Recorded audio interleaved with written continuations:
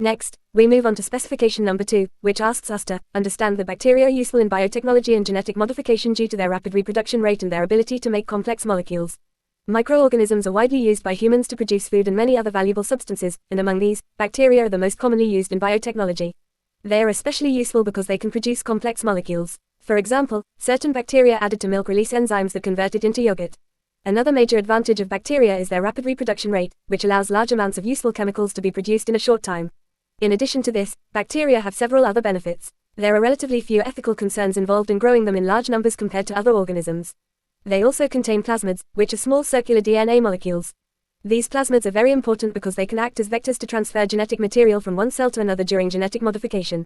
Looking at how bacteria reproduce, they multiply very quickly through a process called binary fission. Under suitable conditions such as the right temperature, pH, and nutrients, they can divide roughly every 20 to 30 minutes.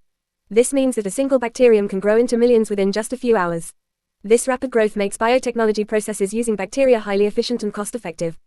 When we look at the diagram, it shows the basic structure of a bacterial cell used in biotechnology. It highlights the large circular chromosome and the smaller loops of DNA known as plasmids.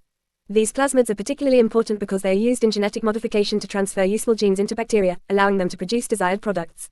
Overall, bacteria are extremely valuable in biotechnology because they reproduce rapidly, are easy to manage, and can be used to produce large quantities of important complex molecules. Bacteria are also capable of producing complex molecules, especially proteins. These proteins include enzymes, hormones like insulin, and antibiotics. Scientists can take advantage of this by inserting a specific gene for a desired protein into a bacterial cell. Once the gene is inside the bacterium, it is expressed, meaning the bacterium begins to produce the required protein. As the bacteria continue to reproduce, all the new cells also contain the inserted gene and keep producing the same protein. This results in large-scale production of useful substances.